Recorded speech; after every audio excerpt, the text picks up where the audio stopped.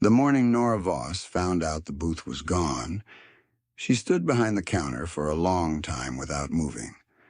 She had not cried when they told her about the diagnosis. She had not cried at the funeral, or when the lawyers came, or when the harvest failed the following October, and she had to sell the tractor.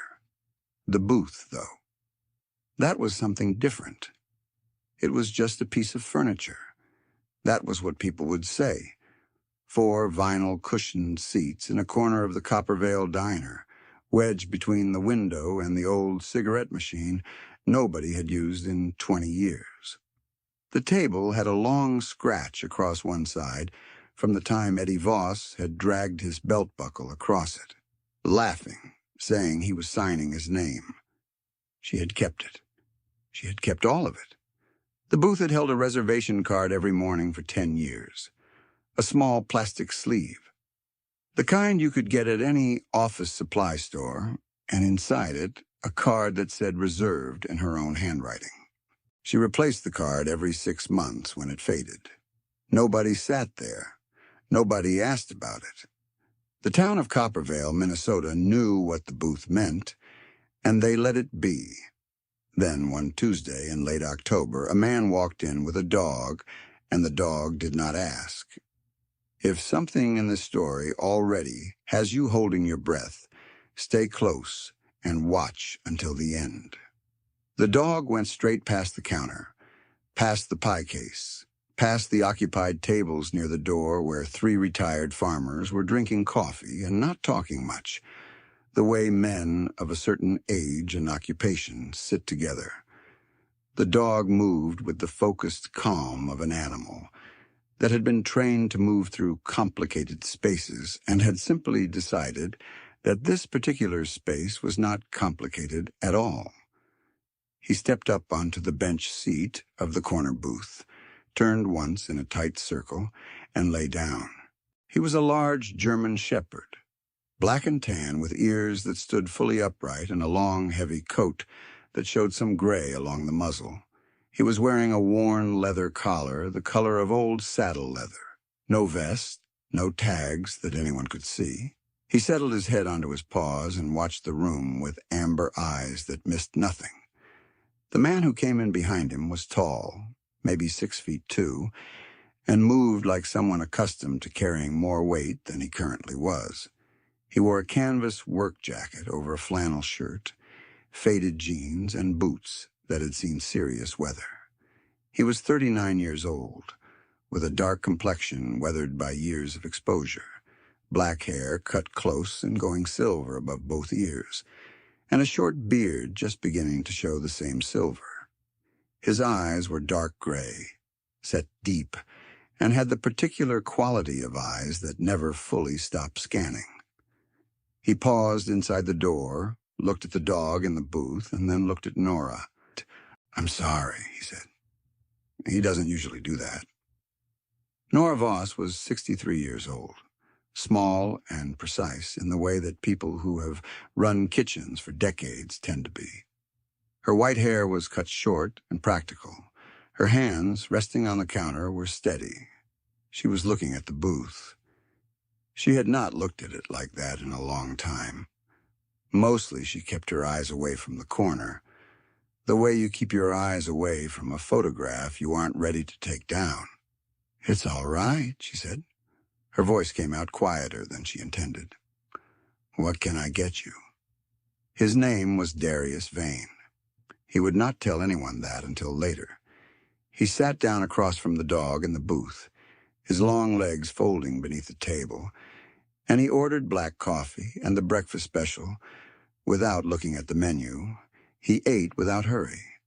The dog did not move from his side of the table. The 3 farmers near the door watched for a few minutes, then went back to their coffee. Outside, the October sky over Coppervale was the color of old pewter, and the first serious cold of the season was coming in from the northwest.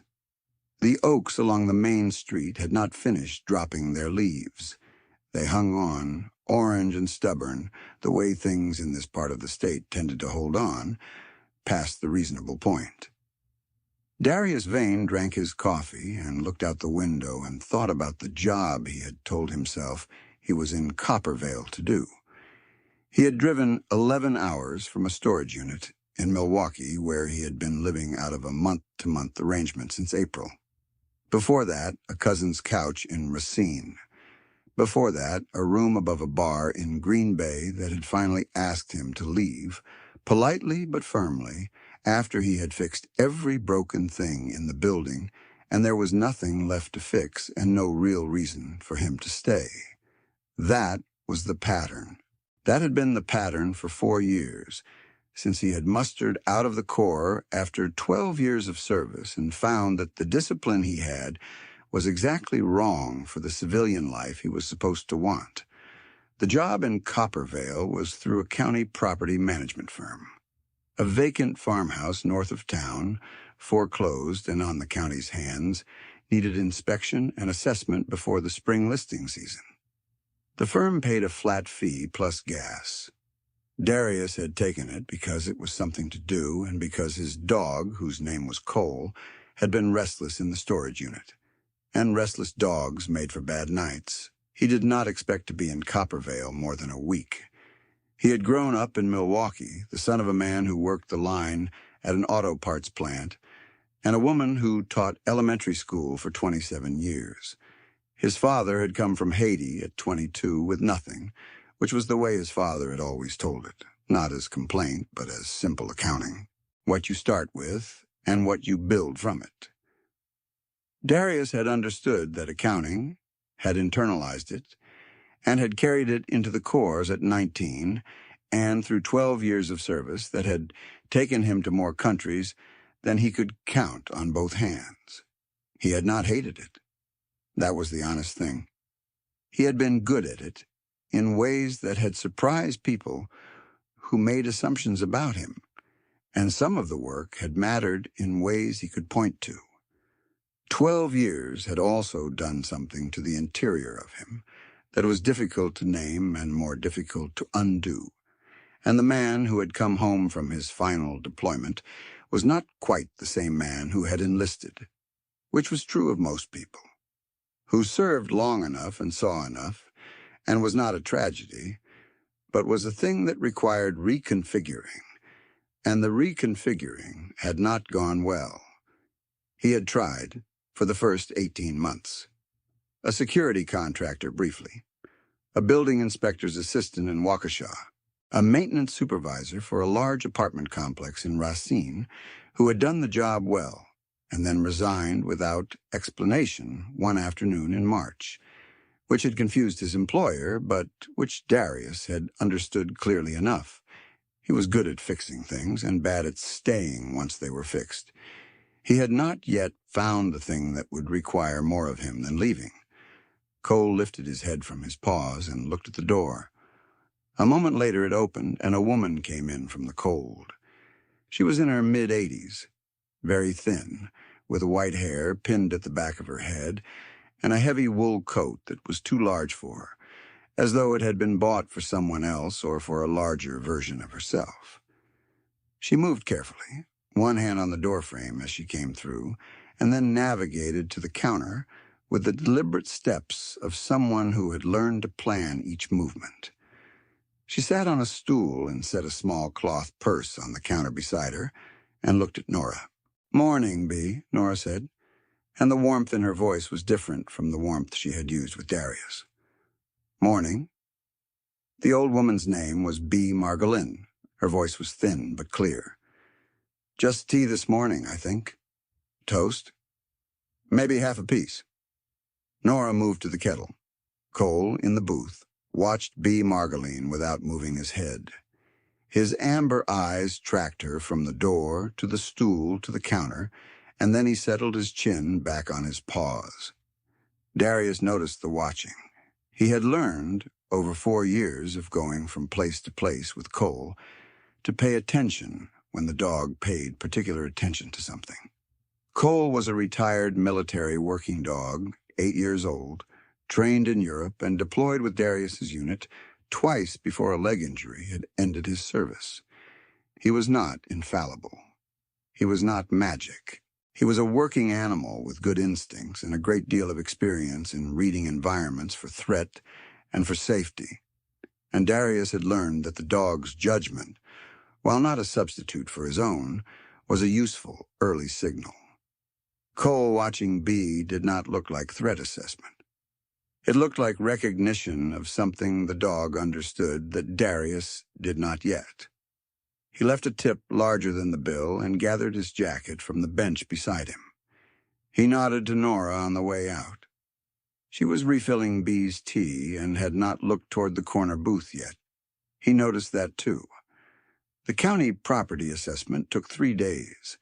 The farmhouse north of town was a solid structure with a failing foundation on one corner and a roof that needed attention before the next heavy snow.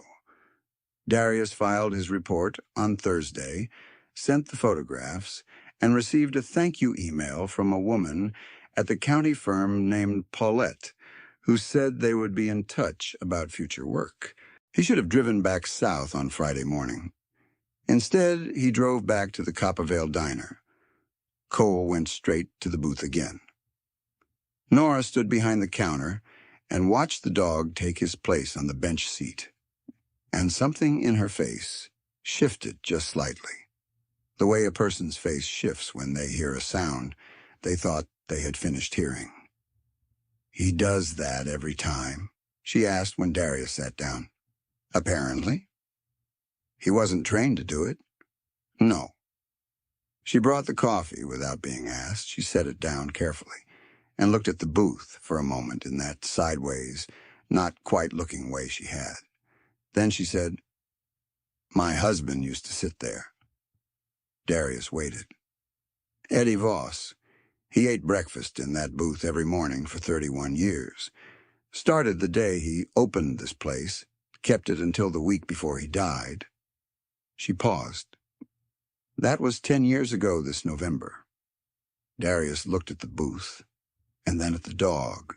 Cole was watching Nora with the same calm attention he had turned on Bee 2 days before. "I kept the reservation on it," Nora said. "People thought it was odd, but nobody ever said so to my face, which I appreciated." "What changed?" Darius asked. Her hand stilled on the counter. "What do you mean?" "You said found out. Earlier this week, when I came in, you looked like you had just found out something." She regarded him for a moment with an expression that was not quite surprise and not quite wariness. "You were paying attention." "It's a habit." She refilled his coffee, which did not need refilling. "I got a letter Monday from an attorney. The building is owned by Harlan Properties out of Rochester. Has been for 6 years, which I knew. Eddie sold it before he died, and I have the lease. The letter says the lease renews in January, and the new terms include a reduction in interior fixtures. They want to take the booth out. They say it is structural interference with a planned renovation." Darius looked at the booth. "They want to expand the counter seating. Take that whole corner out. The cigarette machine too, which, fine.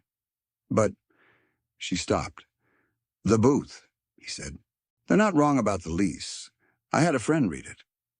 The landlord can alter interior fixtures with 60 days' notice. I got 63 days. She said it without self-pity, which made it land harder. Cole had not moved.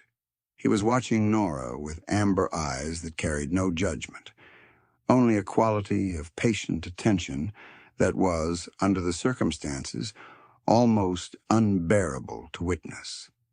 Darius spent that evening at the motel on the edge of town, looking at the lease terms that Nora had allowed him to photograph with his phone. He was not a lawyer. He was aware of that.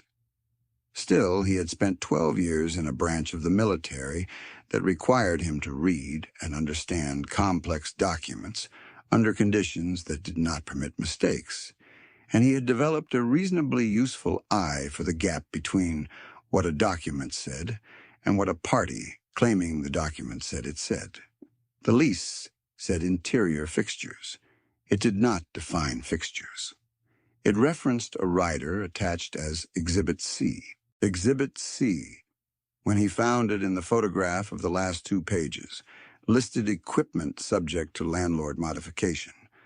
The list was specific: commercial refrigeration, hood ventilation systems, plumbing rough-in, electrical panel access. Booth seating was not on the list. He drove back to the diner the next morning with the photographs on his phone and found Nora and Bea in the middle of an argument that was too quiet to be an argument in the usual sense, but was unmistakably one. Bea was sitting at the counter with her tea. Nora was standing behind the counter with her arms crossed, which was not her usual posture. A younger woman, perhaps 40, with Bea's narrow build and Bea's careful way of moving, was seated 1 stool over from Bea. Her name, he learned shortly, was Helen Margolin. She was Bea's granddaughter, and she drove from Duluth every other weekend to check on her grandmother. And she was currently explaining to both Nora and Bea that the thing to do about the booth was to let it go, because fighting a landlord over a lease was expensive and demoralizing, and the outcome was rarely what you hoped. "The building is their building," Helen said, not unkindly. "The booth is their booth." "It is not," Bea said, "legally." "I am not talking about legally." Darius came in and sat on a stool 2 down from Helen and said nothing. Cole went to the booth. Nora noticed and poured coffee, and the conversation paused in the way that conversations pause when a stranger arrives and everyone remembers that strangers can hear things.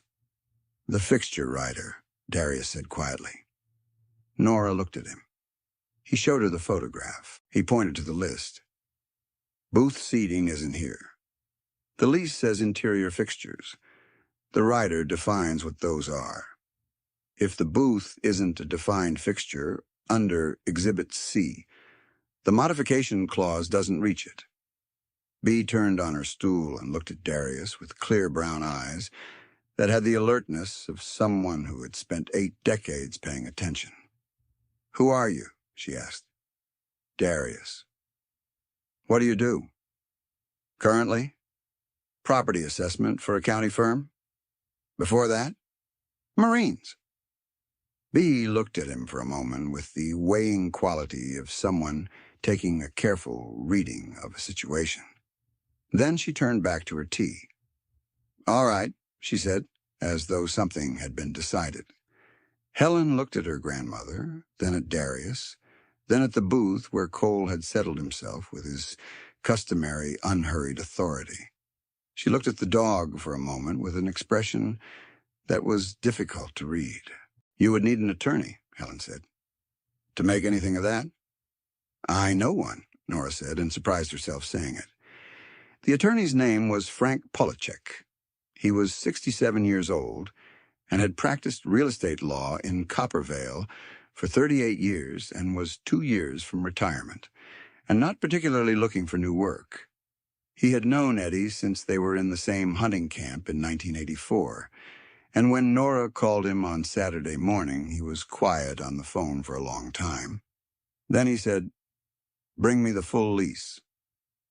Frank Polachek's office was above the insurance agency on 3rd Street, and it smelled of old paper and a particular brand of pipe tobacco he had given up smoking 7 years ago, but the smell of which had apparently made a permanent commitment to the space. Darius sat across from Frank's desk with Nora, while Frank read the lease with his reading glasses halfway down his nose. Cole sat next to the door. Frank had not asked about the dog, and the dog had not given him any reason to. Frank read for 12 minutes. Nobody talked. Then he said, "The modification clause applies to fixtures. The rider limits the definition.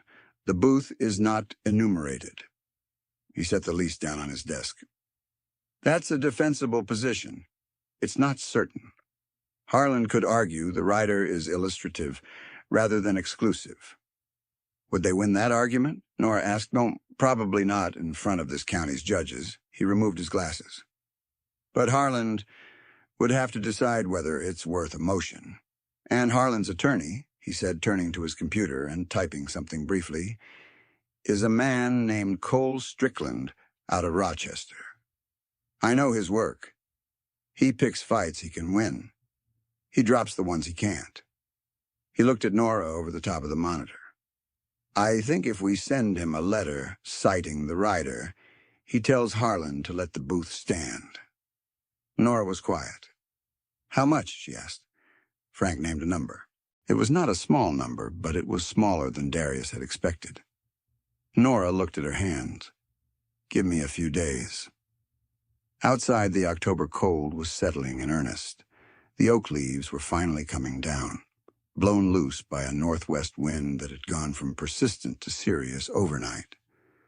Darius and Cole walked back to the motel along the main street, and Darius looked at the storefronts and the people moving along the sidewalks, and thought about the particular quality of towns that had been loved by people who were good at loving places. He called his cousin in Racine that night. You're still in Minnesota, his cousin said. Yeah. What's the job? It's done. His cousin, a man of practical instincts and long experience with Darius's various extended departures, said, So what are you doing?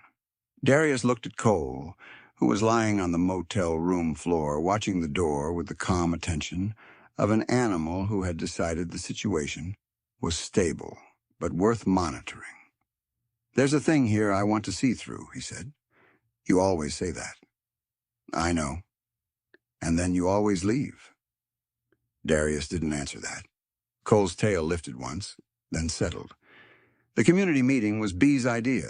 She proposed it on Monday morning from her counterstool, addressing both Nora and the 3 retired farmers who had been at their usual table.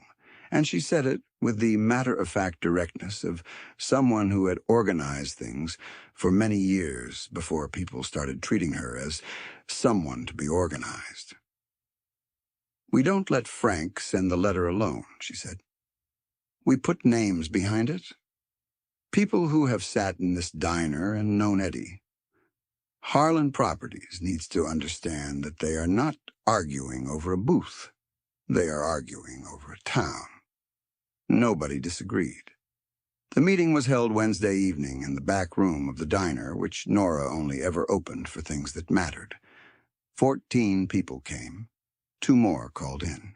The town librarian came, a woman named June, who had worked out that she had eaten in the diner approximately 3,000 times over the course of her career, and had never once thought about what the corner booth meant until Monday when Bee had told her, and who had then gone home and spent an hour trying to understand why the news had hit her the way it did.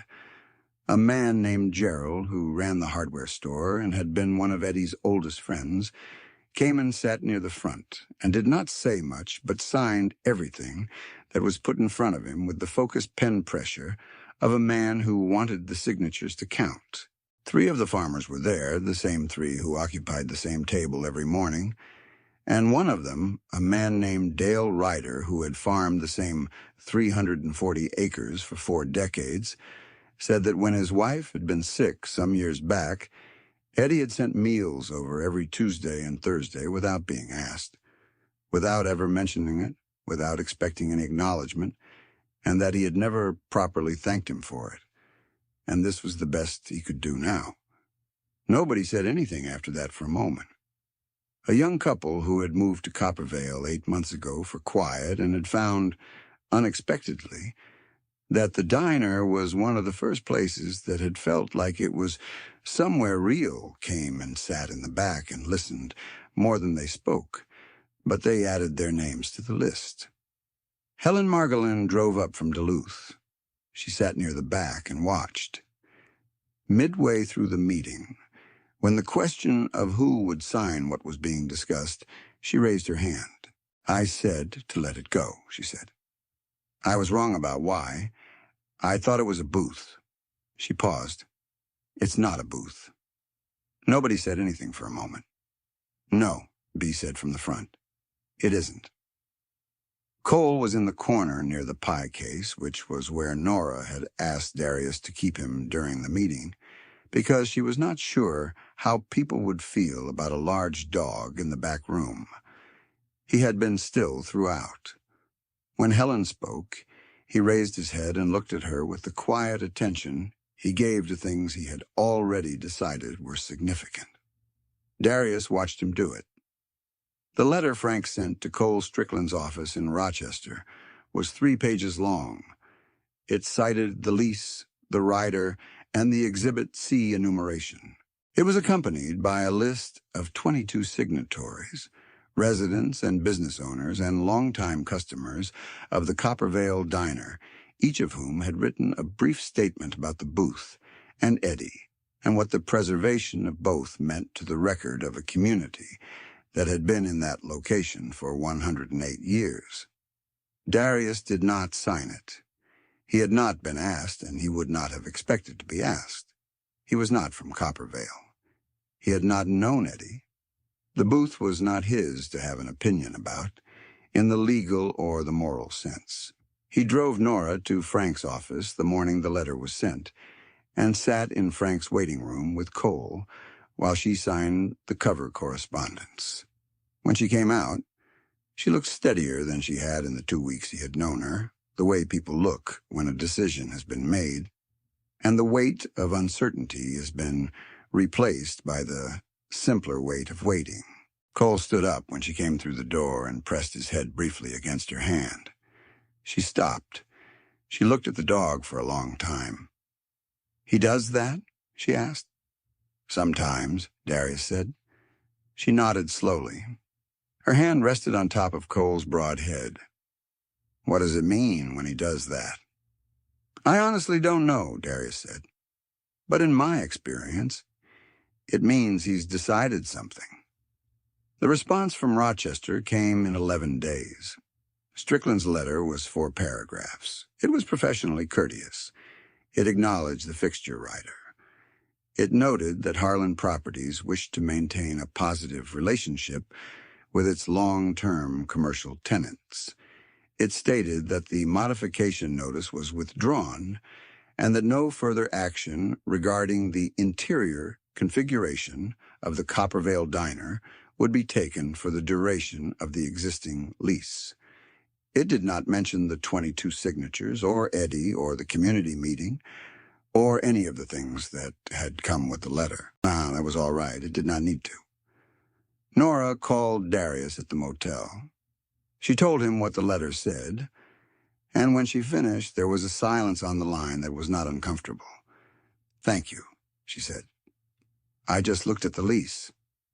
"You just looked at the lease," she agreed, in a tone that made clear she was not agreeing about the scope of what had happened. He was parked at the edge of the county road north of town, where he often drove in the evenings when Cole needed a run. The dog was out in the field, moving through the dry grass with his nose down, following something Darius could not detect. The sky above the field was deep blue going to black at the horizon, and the temperature had dropped enough that Darius could see his breath. He had been in Coppervale for 3 weeks. He thought about that. 3 weeks was not unusual. He had spent 5 weeks in a place in the Upper Peninsula of Michigan the previous winter, before the thing he was helping with was resolved, and the pull forward reasserted itself. In Michigan, there had always been a forward pull. He had known he was going to leave. He had not found himself parked by an empty field, wondering about the lease on an old diner booth. "There's a farmhouse north of town," he said. Nora was quiet. "The one the county assessed. Foundation needs work on one corner. Roof needs attention." He watched Cole course through the grass. "The county lease on the house is $60 a month through spring. Paulette told me when she thanked me for the report. She said they hadn't had anyone reliable to stay in it and keep an eye on things." "I know the house," Nora said. "It needs somebody in it." "Darius, I know how to fix a foundation corner. I've done it before. And the roof is not as bad as the county thinks." There was a pause that was long enough to hold something. "Why are you telling me this?" she said. He watched Cole stop in the field, ears forward, head lifted. The dog had caught something interesting in the November air. "I don't know yet," Darius said, "but Cole does." He heard something in the silence that followed. Not quite a laugh. Not quite a breath. Something between the two that meant he had learned, that Nora was feeling something she had not expected to feel. "Breakfast is at 7, she said. "I'll put out 2 cups. He moved into the farmhouse the following Saturday. Cole investigated every room with professional thoroughness, the way the dog always inspected new spaces, working methodically from door to door and checking corners and the places behind appliances where small animals sometimes sheltered. He spent 10 minutes in the back bedroom, which had south-facing windows and got late afternoon light in a way that the rest of the house did not, and he turned in 2 slow circles before lying down and then getting up again and going to the kitchen and then coming back. He did the same circuit twice more before settling near Darius's duffel bag in the front room, satisfied, apparently, with whatever assessment he had conducted. Darius stood in the front room and looked at the house around him. The walls were old plaster, off-white, with the particular texture of plaster applied by someone who had known what they were doing and done it a long time ago. The floors were wide plank pine that had been refinished more than once and still showed the wear of decades underneath. The kitchen had a cast-iron sink and a window above it that faced north toward the tree line, and through the window the last light of the November afternoon was going gray behind the bare birches along the property line. He had lived in a great many temporary places. He knew what they felt like. They felt like places you were visiting, like borrowed clothes. This place did not feel like that. It felt like something that had been waiting to be inhabited, and was cautious about saying so. The foundation corner took 11 days. Darius borrowed tools from Gerald at the hardware store, who lent them without asking many questions, but who showed up on day 3 with a thermos of coffee and a very precise opinion about the best aggregate mix for cold weather patchwork, which turned out to be genuinely useful. They worked through most of a Saturday morning without much conversation. Gerald said near noon, "Eddie fixed this place up the first time, back in the 90s. Spent his winters on projects like this." Darius looked at the corner they were working on. "He liked fixing things," Gerald said. It was not quite a statement. It was the kind of observation a person makes when they want to say something larger without committing to saying it directly. "Good habit," Darius said. Gerald nodded and handed him the trowel. The roof took longer. The days were short, and the cold was settled in properly now, November sliding hard toward December.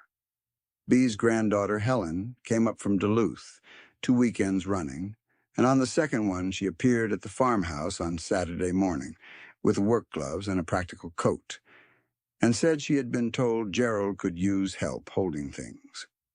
Darius looked at her.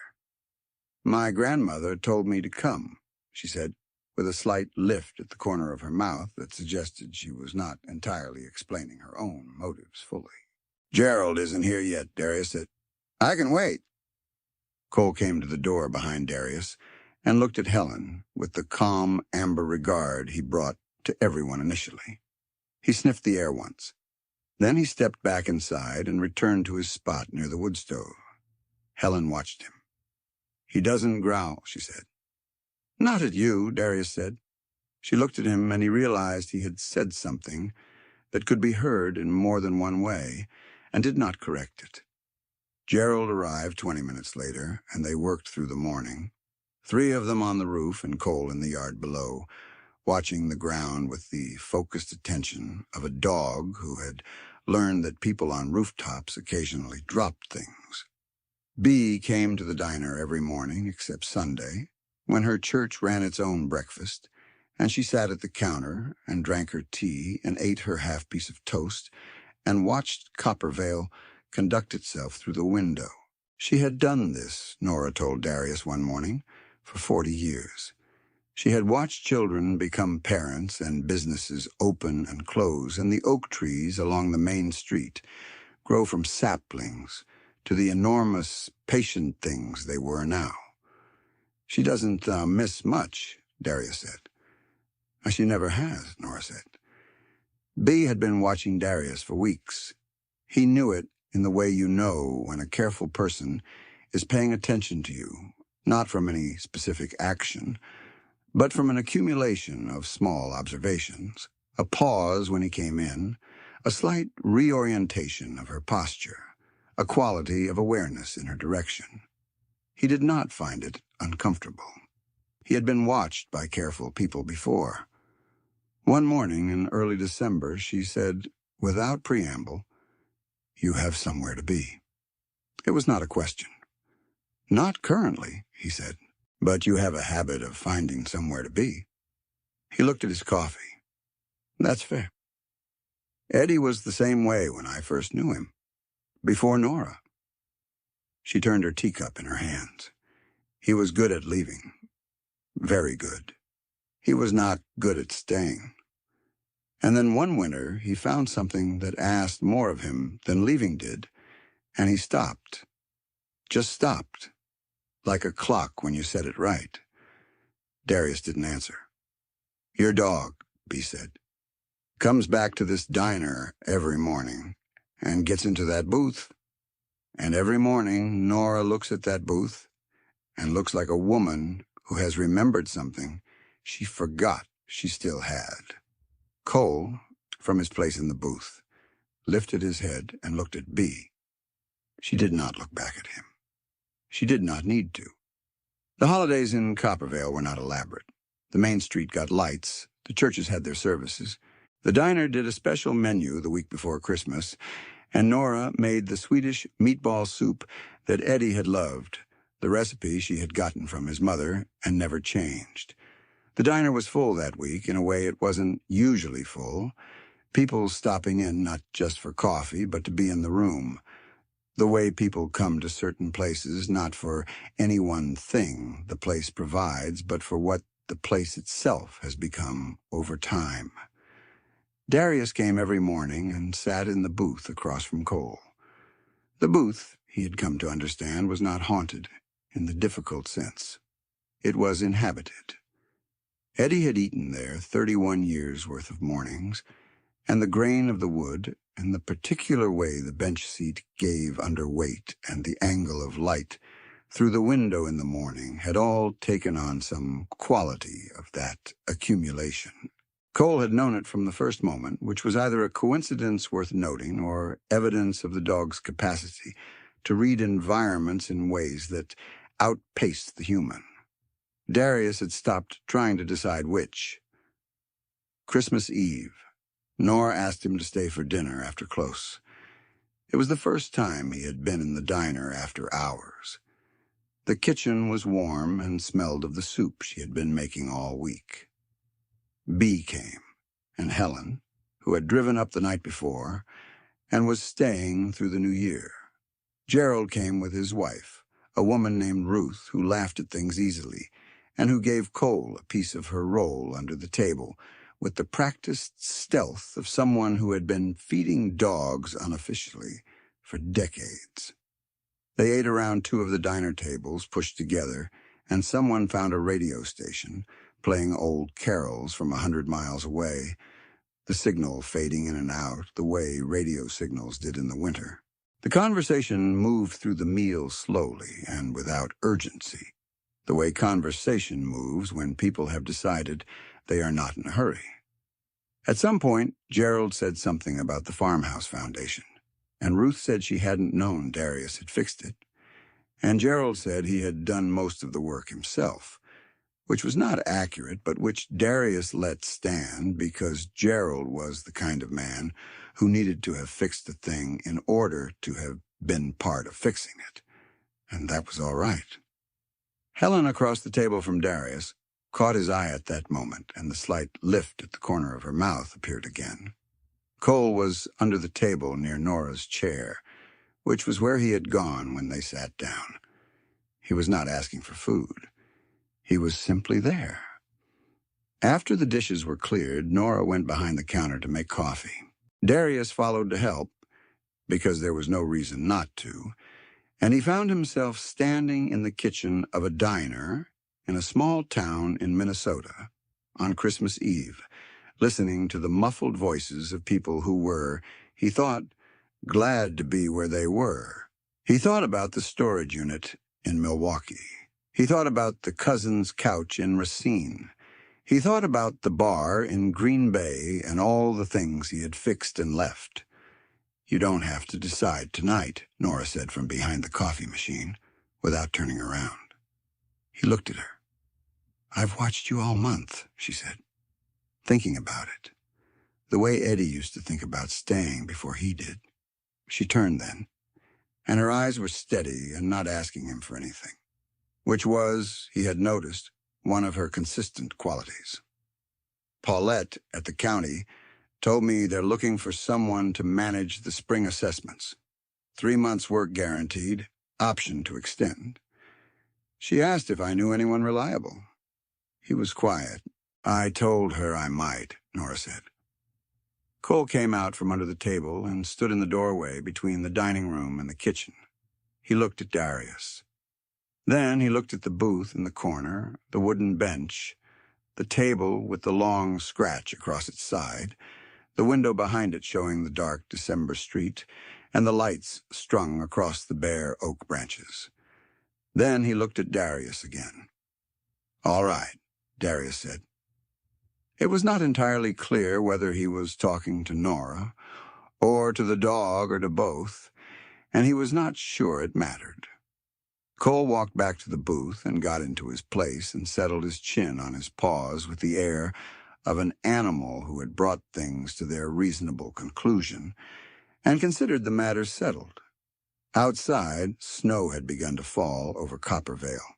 Light and quiet, the first real snow of December, covering the street and the sidewalk and the oak branches and the rooftop of the diner in the particular silence that snow makes when it falls in a place where people are, on the whole, glad to be. Nora carried the coffee to the table, and Gerald made a joke that was not very funny, and Ruth laughed at it anyway, and Helen reached past Darius to take a cup, and their hands came close without quite touching, and Bea lifted her tea and looked out the window at the snow and smiled the small, private smile of someone who had been right about something but would not say so. In the corner, the booth held its occupant with the unhurried patience of a thing that had waited 10 years and had finally, once again, come right. If you have ever held on to something longer than made sense, longer than anyone around you thought was reasonable, and then found out that you were right to hold on, you understand what Nora felt on the day that letter arrived. You understand why the booth mattered. Not because it was wood and vinyl. Not because it was a furniture piece in a lease dispute. It was the place where something good had lived, and keeping it was a way of saying that what had lived there was real and was worth preserving. Some things deserve to be held on to. Some absences deserve to be honored. And sometimes what walks through your door to remind you of that is not a person at all, but a large, serious dog who has made a decision you had not yet made for yourself. May you have something worth returning to. May you have someone who notices what you are holding, and may God bless you, protect the people you love, and keep you in the grace of places that remember you even when you are away.